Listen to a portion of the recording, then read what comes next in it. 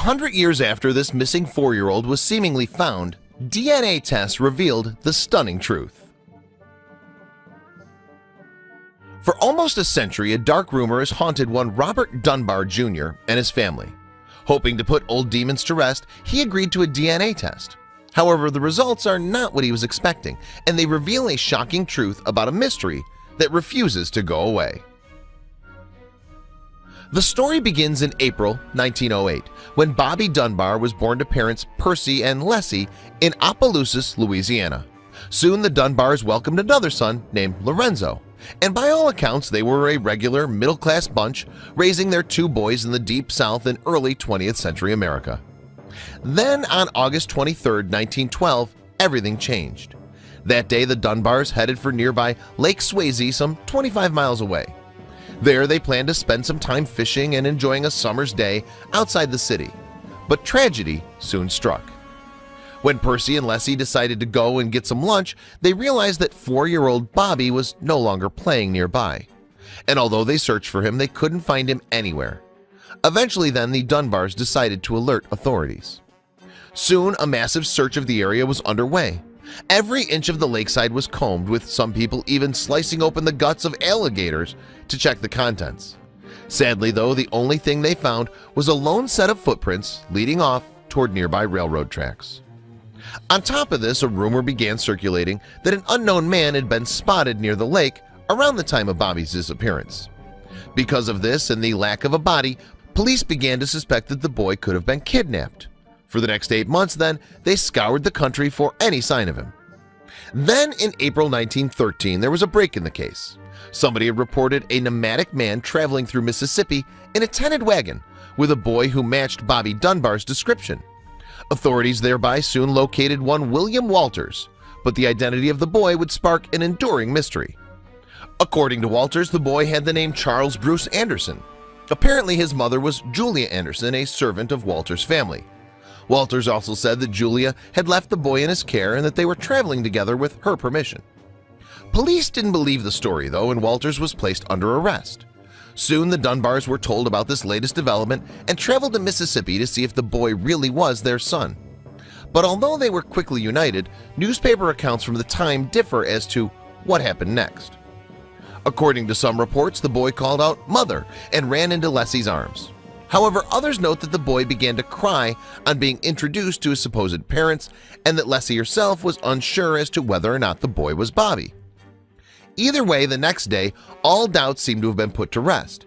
After she bathed the boy, Leslie claimed to have recognized scars and moles on his body. Now she was sure that she had found her son, and the family returned home to much celebration in their hometown. But things didn't end there. With Walters still protesting his innocence, Julia Anderson was brought to Louisiana. Unfortunately though, her story did little to convince the law.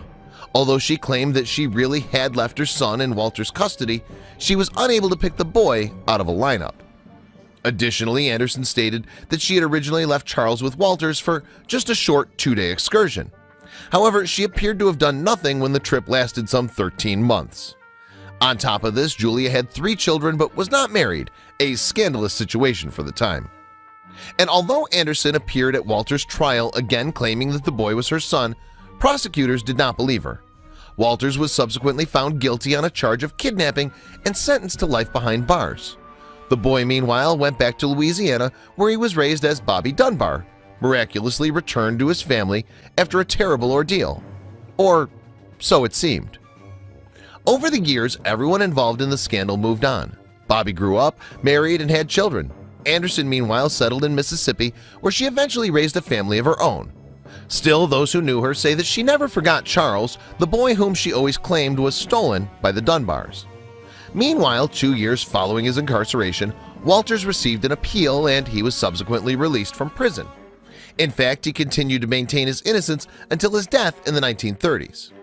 Oddly too, Bobby himself may have had his suspicions. According to Hollis and Jules, 2 of Anderson's children, he'd been known to visit and talk with them on occasion. Bobby died in 1966, and the truth, it would seem, died with him. That said, many years later, his granddaughter, Margaret Cutright, began some research of her own. Intrigued by the family mystery, she dedicated herself to proving that her grandfather really was the same Bobby Dunbar who had gone missing all those years ago. Interestingly though, her investigation took her in another direction. After reading all the newspaper articles and legal notes, as well as chatting with Anderson's family, she began to doubt the official version of events. Could the man raised as Bobby Dunbar really have been Charles Anderson after all? Finally, in 2004, a journalist persuaded Robert Dunbar Jr., Bobby's son, to take a DNA test alongside his cousin, one of Alonzo Dunbar's children. And incredibly, the test showed that the two are not related. Indeed, the man who had believed he was Bobby Dunbar all those years was someone else, and the real Bobby had never been found. The results were welcomed by the families of Anderson and Walters, who were able to finally prove their loved one's innocence. However, some of the Dunbar family were uncomfortable, blaming Cutright for having opened old wounds.